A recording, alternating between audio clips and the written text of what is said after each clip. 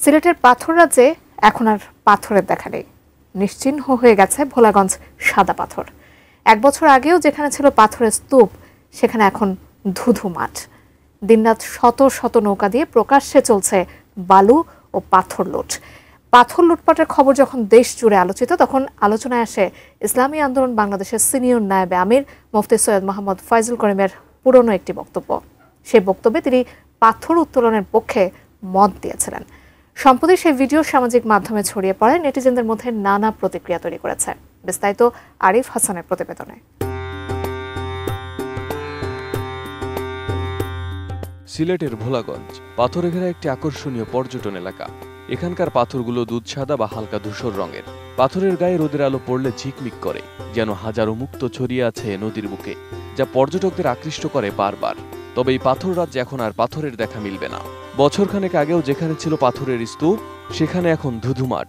দিনরাত শত শত নৌকা দিয়ে প্রকাশ্যে চলছে বালু ও পাথর লুট। ভোলাগঞ্জে সাদা পাথরহীন অবস্থার এমন দৃশ্য আহত করেছে পর্যটন প্রেমীদের। বিসমিল্লাহির রহমানির রহিম। এমন পরিস্থিতিতে আলোচনায় এসেছে ইসলামী আন্দোলন বাংলাদেশের সিনিয়র নায়েবে আমির মুফতি সৈয়দ মোহাম্মদ ফয়জুল করিমের 10 মাস আগের একটি পুরনো বক্তব্য। ওই বক্তব্যে ফয়জুল করিমকে বলতে শোনা যায়, পরিবেশের দোহাই দিয়ে যারা পাথর উত্তোলন বন্ধ করেছে, তারা বাংলাদেশের আদর্শ লালন করে না। দাবি করেন, ভারতের স্বার্থ রক্ষার্থে স্বৈরাচার আওয়ামী সরকার দেশের পাথর উত্তোলন বন্ধ করেছিল এবং অবিলম্বে আবারও পাথর উত্তোলন করার পক্ষে দাবি জানান। প্রাণ UHT মিল্ক, শুদ্ধতায় ও মমতায় সব সময় সেরা স্বাদে। 2019 সনে আওয়ামী লীগ ফ্যাসিস্ট সরকার ভারতের একটা এজেন্ডা বাস্তবায়ন করছে যে বাংলাদেশ থেকে পাথর তোলা যাবে না। আমরা মনে করি পরিবেশের নামে আজকে পাথর উত্তোলনের বন্ধ যে করছে, এটা আসলে পরিবেশ কিছু না। এগুলোর মূল হলো ভারতকে খুশি করা এবং আমাদের মুদ্রা বিদেশে পাচার করা। ভারত থেকে প্রতি বছর $5 মিলিয়ন পাথর আনা হয় এবং সেটা নিম্নমানের পাথর, অথচ আমাদের দেশ থেকে, আমাদের ভূখণ্ডর থেকে আমরা পাথর তুলতে পারি। বক্তব্যে পাথর উত্তোলনের পক্ষেও যুক্তি দিতে দেখা যায় মুফতি ফয়জুল করিমকে।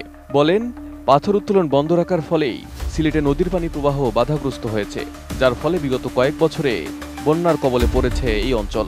তাদের পাথরের পাহাড় কাটলে পরিবেশ নষ্ট হয় না, আর আমাদের নদীর থেকে পাথর তুলে পরিবেশ নষ্ট হবে কেন? বরং পাথর না তোলার কারণে পরিবেশ নষ্ট হয়ে গেছে।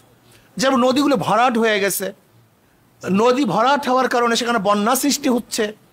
আপনি দেখেছেন যে সুনামগঞ্জ, সিলেটে কখনোই বন্যা হতো না, এখন বন্যা সৃষ্টি হওয়ার কারণটা কি? দ্রুত গতিতে পানি না নামার কারণ। আর পানি নামবে কিভাবে? যেহেতু পাথর ভরে গেছে আর উত্তোলন করতে বাধা দেওয়া হয়েছে। আমি মনে করি আমাদের দেশকে ডুবিয়ে মারার একটা চক্রান্ত চলতেছে। এদিকে সামাজিক মাধ্যমে এই বক্তব্য সামনে আসলে নানা প্রতিক্রিয়া জানাচ্ছেন নেটিজেনরা। বলছেন, দেশের রাজনৈতিক নেতাদের এমন কর্মকাণ্ডই পাথর উত্তোলনে উৎসাহিত করেছে ব্যবসায়ীদের, যার পরিণতি ভোলাগঞ্জের সাদা পাথর। পরিবেশবিদরা বলছেন, নদী থেকে অতিরিক্ত পাথর উত্তোলন নদীর প্রাকৃতিক ভারসাম্য ক্ষুণ্ণ করে এবং দীর্ঘমেয়াদে নদী ও আশেপাশের পরিবেশে গভীর প্রভাব ফেলে।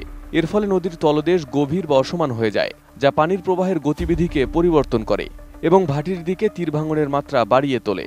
এছাড়াও এই অপরিবর্তনীয় কার্যক্রম নদীর তীর ভাঙন বৃদ্ধি, জলজ প্রাণীর আবাসস্থল নষ্ট হওয়া, ভূমিক্ষয় ও বালুকাময়তার সৃষ্টি এবং জনজীবনে মারাত্মক প্রভাব ফেলতে পারে। পরিবেশবিদদের মতে, রাষ্ট্র যদি এই বিষয়ে কঠোর নিয়ন্ত্রণ ও পদক্ষেপ না গ্রহণ করে, তবে ভবিষ্যতে পরিস্থিতি আরও ভয়াবহ হয়ে উঠতে পারে। Arif Hasan, ATN news.